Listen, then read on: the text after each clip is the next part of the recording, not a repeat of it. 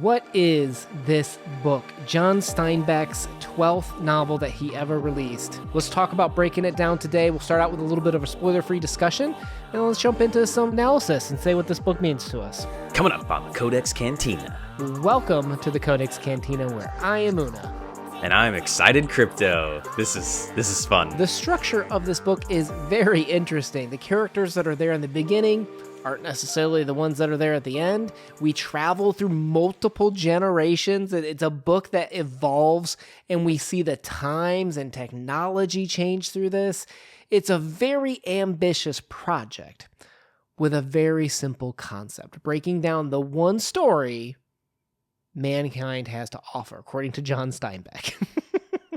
Oh, we only have one story? Ouch. Yeah. So what did his first 11 books mean? They were all practice, warm-ups, right? He's like, oh, well, I used these other stories for my previous 11 books, but now I want to tell the real one story.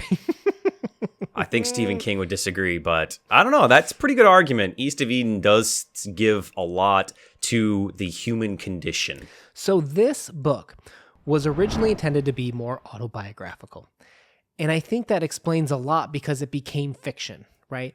You have John Steinbeck, one of the most popular writers at the time. And if you read into his biography, you'll see he didn't just do books. He was involved in movies and screenplays and stuff like that. And what happened was he's finally opened up, a very private individual, finally opening up to the public. And we finally get to see a little bit of what's behind the scenes. But what's interesting is the way that he takes two families, duality, right? And we've got the Trasks and we've got the Hamiltons. And he takes the Hamiltons and models them after his own family, in terms of the father representing his grandfather that settled the land in America. And then you've got the Trasks, who he calls his symbol family. And they're the ones that take the story and collide and drive and just breathe a huge amount of beauty into what is some gorgeous writing and very simplistic concepts that humans still struggle with today. And kind of keeping with the theme of autobiographical, there's been rumors that he's actually wrote this for his two sons to kind of keep with that duality theme. And if you have looked at our videos before of like the Before You Read, I think that the journal that you could read in conjunction with this would be a great tool to help you understand why he did what he did in this novel. And it's not that large. It's only like 100 pages, so it wouldn't be that too taxing to read along with this story. And one of the things that definitely... That's funny. One of the things. There's two major things that impacted him as he was writing this story. He lost one of his best friends, and actually his wife filed for a divorce and revealed some infidelities that she had. So many critics have argued that he may have been struggling of what is my purpose and what is going on, and just reevaluates his life as he's writing this to give us a very honest work. It feels almost like this might have been a therapy session for Steinbeck as he's going through all these existential crises, and he's thinking, this is a way that I can teach other people that they're human, I'm human, we all kind of go through this together. There's this thing called good and evil, and it's in all of us, is one way to look at it.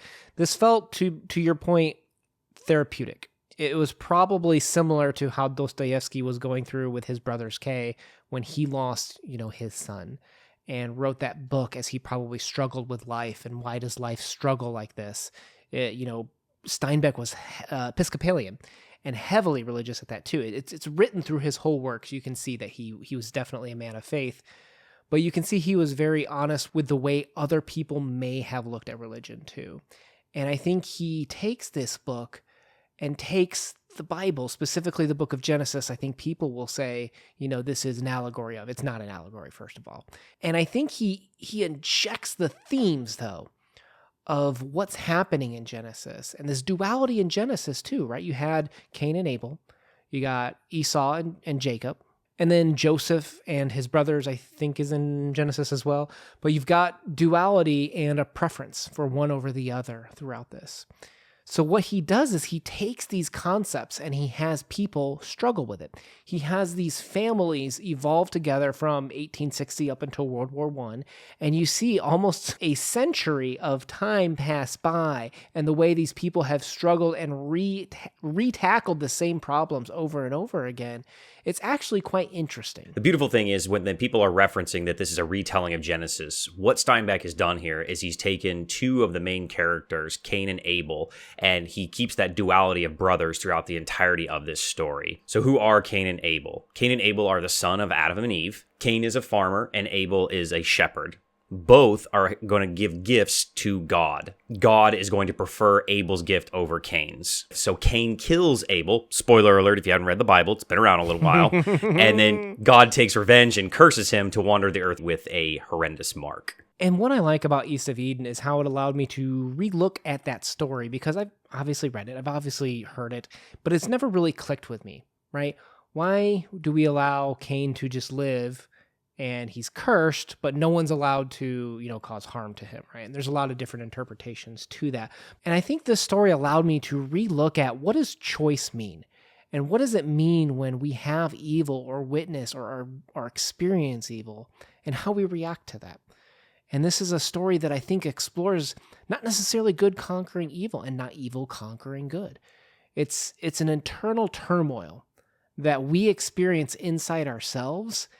And Steinbeck wraps this all up in what I think is probably the easiest classic literature book for you to pick up and read if you've never read classic literature before. This book should not intimidate you at 600 pages. It flows, and it's very easy to understand what are ultimately some very personal conflicts that we still have today. And to keep on with that, I think that if you are studying the history of the Bible and you're studying the passages and the literature and the lore and everything, and you are also struggling, like maybe both Una and I have, of why would God do this? I think that this story kind of helps fill in some of those gaps of that. I don't think it was meant to ever teach us that humans are all good and all evil, that we do sometimes walk this gray line, and maybe help fill in some of the ideas of why Cain does what he does, what happens to him, and maybe how we can avoid that in the future.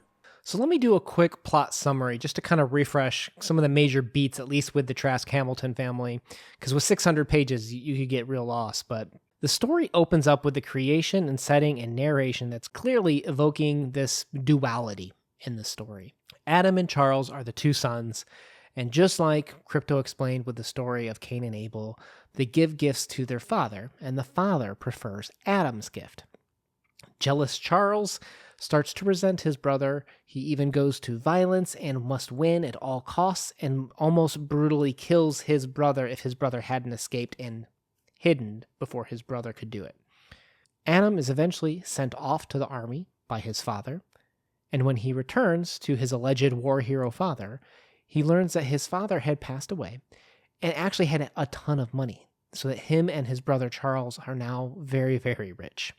But Charles reveals that his father probably stole that money, and that money is probably theirs illegally. And the boys have almost irreconcilable differences as they go to live on and begin to farm, until one day Kathy Ames comes into this picture, right? And we go through this tragic backstory with her. But she's a woman that's so deceitful and tempting. She tricks Adam into taking care of her in her vulnerable state, as she had just been beaten, and then knocks him out by drugging his drink, and then sleeps with his brother. End part 1. And she's your favorite character, isn't she? She is. I like her. And I'll the get into why I like temptress her. serpent. All right. Part 2, we enter the 20th century, right? So now time's passed, significantly, very fast. And Like 40, 50 years. Adam and Kathy move to California. Kathy is pregnant and attempts to get rid of the pregnancy, but she ends up having twin boys, duality, once more. She shoots Adam with a gun and runs away, leaving him with the kids. Adam survives the shot. The local sheriff, Horace Quinn, investigates the shooting and finds Kathy now goes by the name Kate in a nearby whorehouse. And at this whorehouse, run by Faye, Kate earns Faye's trust and eventually murders her so that she can have the will and own everything that she owns. Meanwhile, Adam is raising the twins, and even at 15 months, has not given them any names yet. Strange. Tell me more. In part 3, 1911, Samuel tells Adam he's got to move on, man. We get the Tim Shell speech from Lee. Sam Hamilton dies. Adam visits the whorehouse where Kate says the kids aren't his. Aaron and Cal grow up. Adam favors Aaron. Aaron is wide-eyed and believes his mother went to heaven, while his mischievous and driven brother finds out that that's not so true. Not The even boys, close. the boys soon meet Abracadabra. I mean, Abra Bacon. Oh, that's like my favorite character. Moving into part 4, Adam loses most of his money in a failed lettuce refrigeration scheme. That always cracked me up. I like that one. Cal decides to make it back through bean futures. When he presents his father with the money, Adam is disappointed that he had profited off the farmers. Cal is frustrated and reveals to Aaron that their mother is alive and in a whorehouse. This destroys Aaron, basically, where he runs off and joins the army, and he dies while at war. Adam has a stroke, and it leaves him paralyzed. But Lee has Adam give Cal his fatherly blessing, and that's when Adam ends with the Tim Shell, and that we all have a choice on our actions. So a very quick plot summary, and I know I left out some stuff with Kathy and with Lee. They're the great characters, but high level, those are the main beats that thrust the story forward.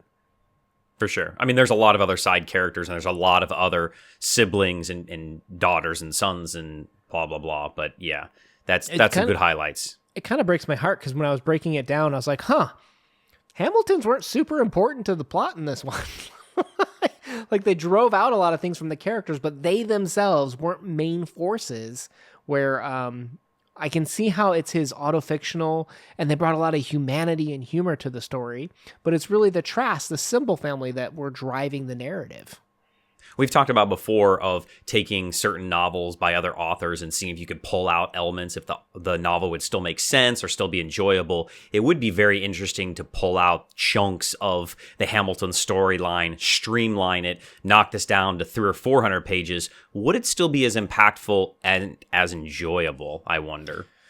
I don't know, because they bring a lot to the humanity of the characters in this, right? I mean, even from the opening chapters, we talk about how duality is immediately introduced, even with the mountains, right? The way that the Gabalans represent the light, and you have the Santa Alicias, which are the evil. I have no idea if I'm pronouncing those correctly. People from California, you can correct me. But it immediately sets up the duality also between good and evil, right? Exactly.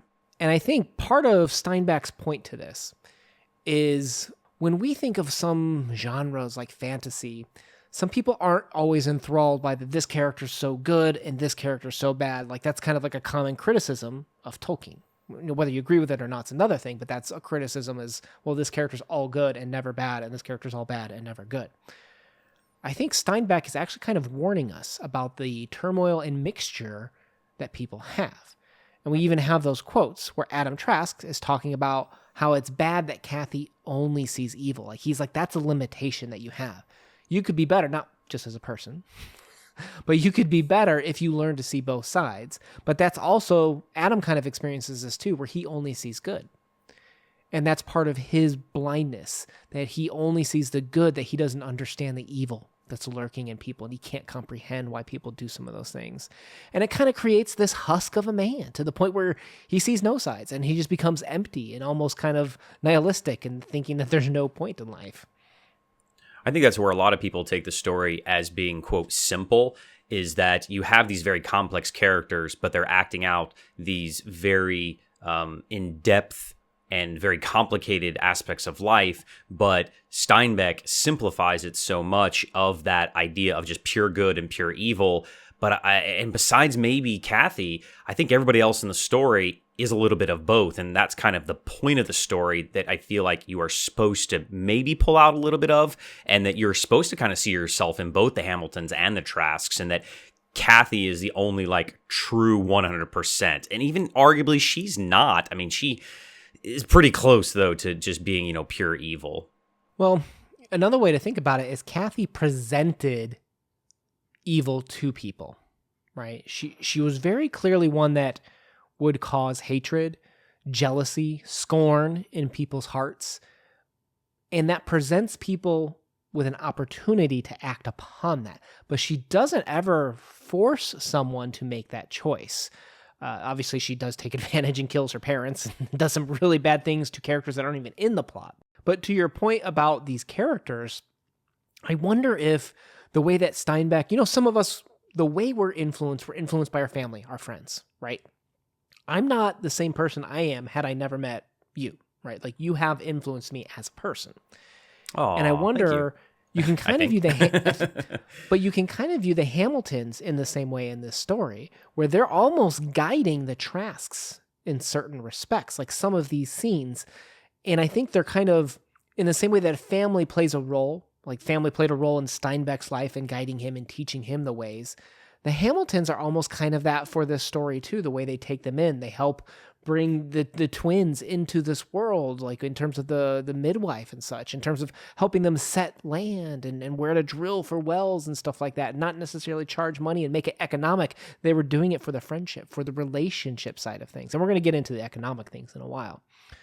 But I almost view the Hamiltons as 100% necessary as like the Yodas, the guiding light. And I just want to say one quote real quick.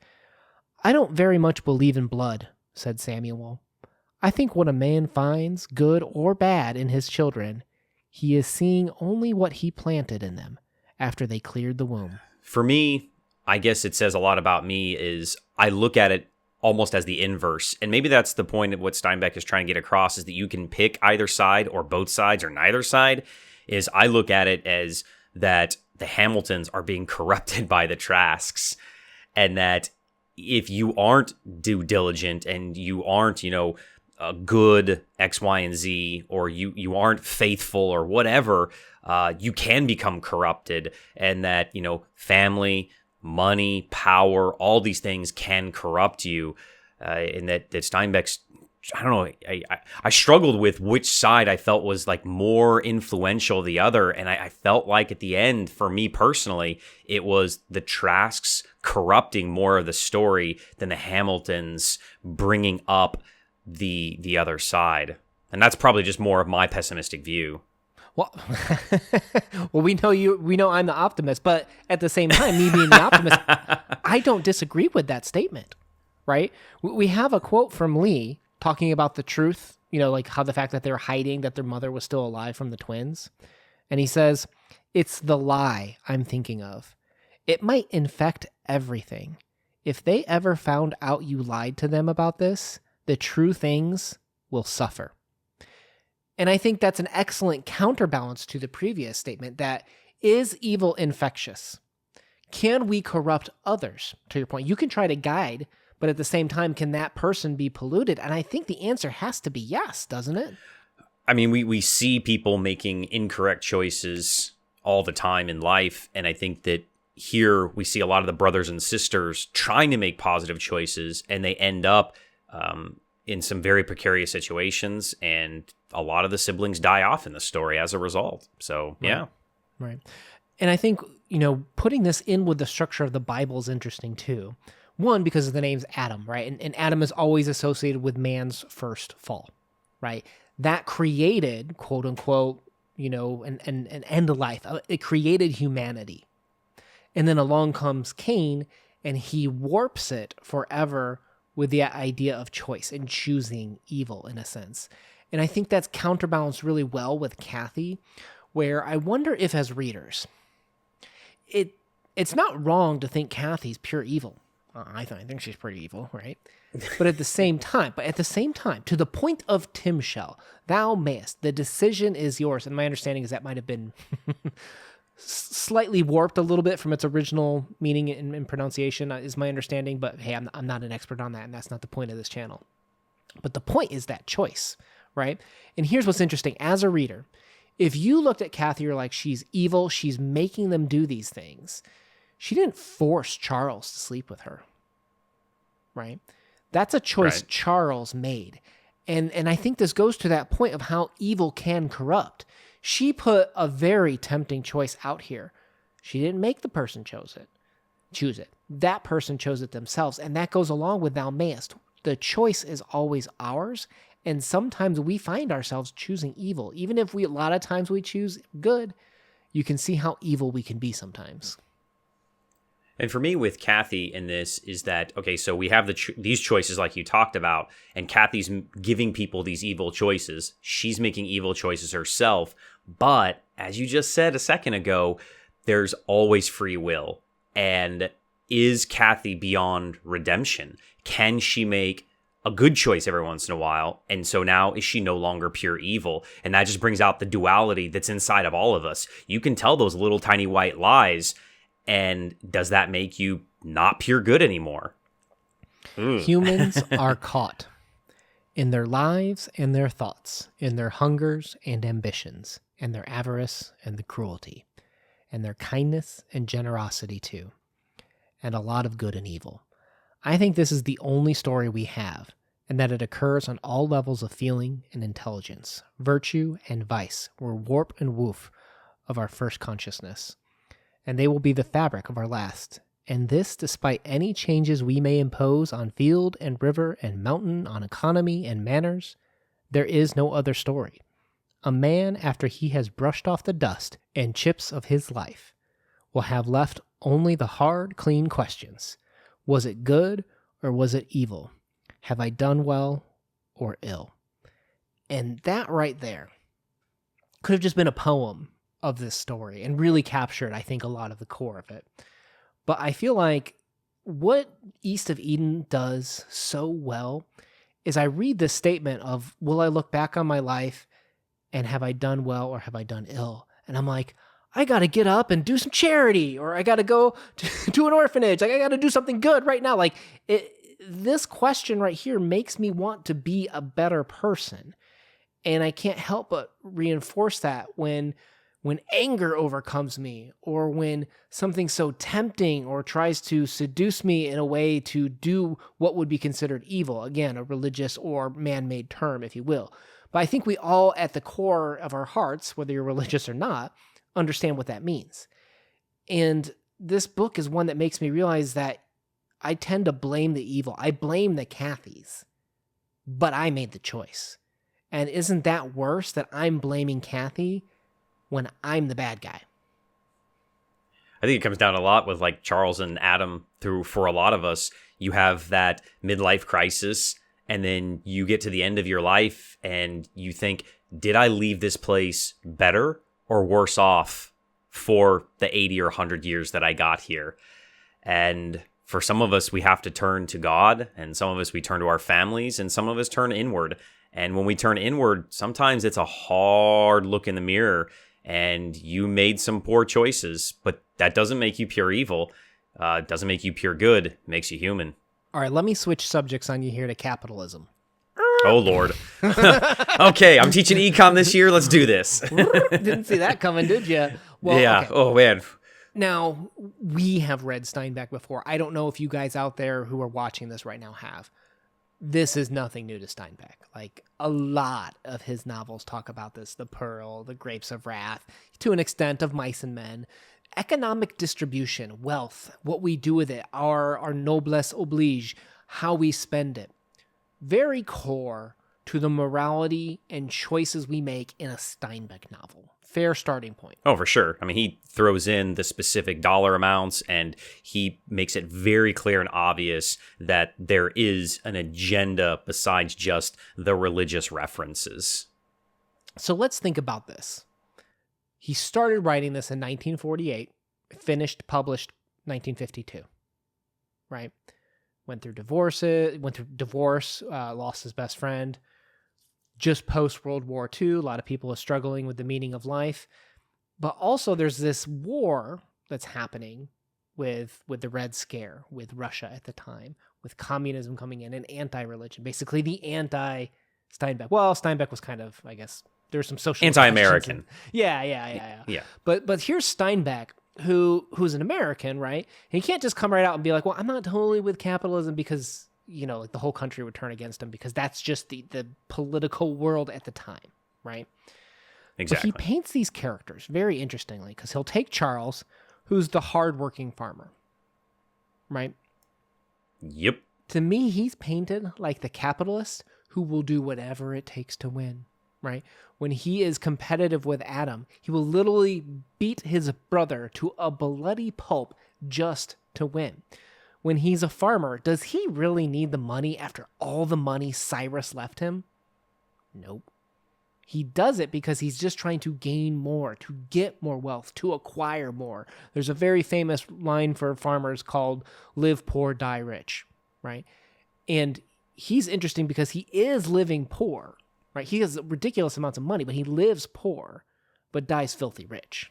Well, I think what Steinbeck's trying to do here is connect the idea of greed to evil a little bit through this capitalistic view of life. But he's got to be very subtle about it because the economy's booming. We just got out of the Great Depression. People like all these new toys. So it is a product of a time that he has to be conscientious of how he's writing this to the American public.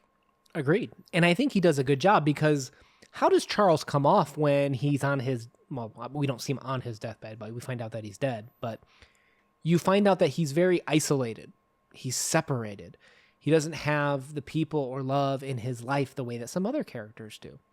And I think he's doing that picture to show you that money doesn't, all that glitters isn't gold, right? Like, it's the idea that the sidewalks, the roads are paved in gold in heaven, so it doesn't matter how much money you have here, you can't take it with you. And Cal, I think, is arguably also a capitalist, right? I think it's hard to argue that he's not, because his brother Aaron is like content just to be like, I'm here.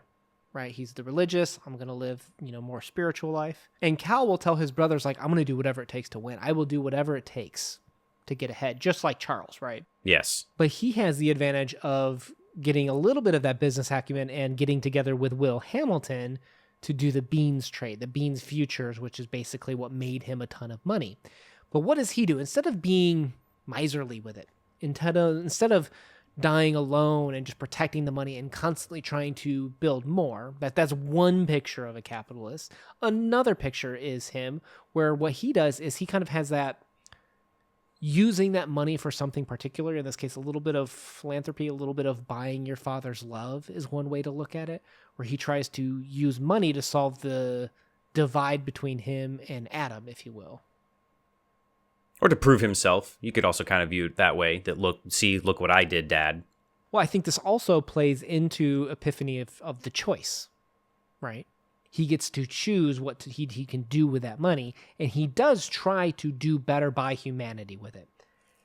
And I think that is probably more aligned with what Steinbeck's thoughts were at the time, because he did believe in a little bit more of like that equality and the noblesse oblige, that he's living it out, but maybe not in the best way. But I think this leads to the epiphany of choice for him, because we have the final parts of the whole book with Tim Shell. And we realize that his father finally gives him the blessing. Again, another biblical aspect of things, right? Because when we talk about Esau and Jacob, that fight was over the father's blessings, right? And in heritage.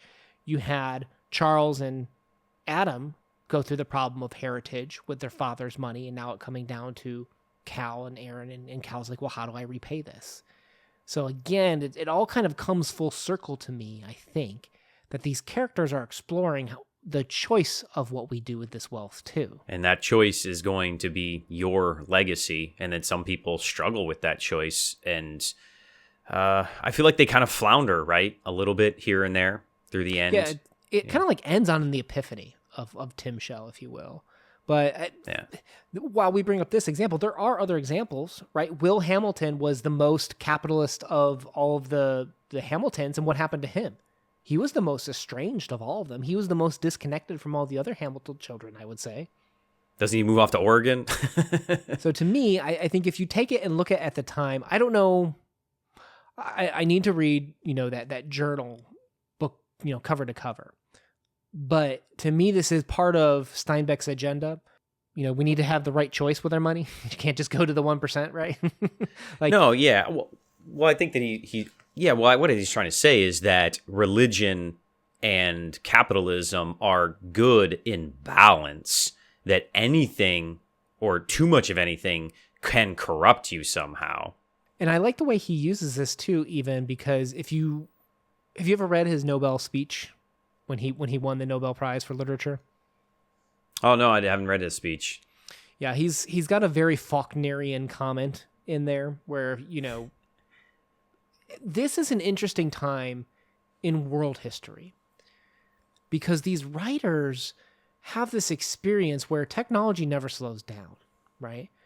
But the drastic change in the 20th century of technology, it's unparalleled. The quality of life, the way things are done, moving from animals and horses to get around to cars, the change in technology was massive for the 20th century, right? And he was very leery about that and talked about in his Nobel speech about how that technology has stolen, quote unquote, some of the allure, the mysticism of religion. And now man's taking his own, reality into his own hands, perchance. And I love the way he does in this story where he combines, I think, even this concept of technology coming along and religion. Did you notice that the what I'm going to call the sermon on the Ford? Okay. So what happens here is they're using a ton of biblical terms when they're talking about that Ford car. They're trying to get that to work in terms of technology and stuff like that. We have a quote where he says, "Oh Lord," said the man disgustedly, with a courageous gathering of his moral forces. He moved with decision towards the car. "Might as well get started," he said. "God knows how long it's going to take if you ain't studied." And to me, this was very symbolic, where he's saying, what's your manual for life? What you need to make decisions and have a structure. It doesn't have to be religion, but you need to read the instructions for your car to understand how it works in order to move forward.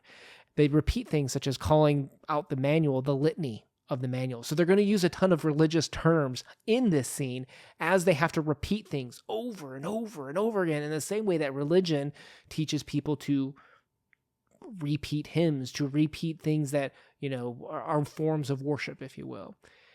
And I don't think, what I like about Steinbeck is he isn't saying you have to be religious, or if you're not religious, you're not going to understand my writing. And it's not didactic the way that I think, Ralph Connor is, for example, that we're reading right now. To me, this is saying you need a rule book for your life, because you're going to have to make a lot of choices. And I think this goes back to the Brothers Karamazov problem too, of if you don't have a rule book, whatever that rule book is, right? Otherwise, you're your own God, and it's every man for himself. There needs to be some type of a way for you to make decisions of what's right or wrong in your life, because you're going to be presented with a lot of choices. We could also take it back to duality, right? That throughout the novel, we're always presented with two sides. And Steinbeck is saying you have a choice of religion or technology. You're going to live your life through one of these. And I think he kind of nailed it on the head that we're starting to gradually move towards what he feared of our technology is so instrumental into our life, and that people turn to it before their religion. So overall, I think one of the most approachable, beautiful, gorgeous pieces of writing I've ever experienced. I've never read this story before, but I can promise you it won't be the last. I will definitely read this one again, and I highly recommend, if you have been on the edge of actually reading East of Eden, you have got to get this in your brain. Great experience. 10 out of 10 for me. When people always say the most powerful word in the English language is 2 letters, and they say it's if, I always like, oh, wow, that is pretty profound. But I would challenge, after reading this book, that Tim Schell is just as important or powerful for us of how to live your life. And I would say that's kind of what we're all looking for, right? Is how are we going to live our lives? So I would say subscribe, but thou mayest subscribe if you would be so kind right now. We'll leave a playlist for other Steinbeck talks down below. We love him. Guys, we post videos every Monday and Thursday. Please make sure you hit that subscribe button to join us on the journey. Una out. Peace.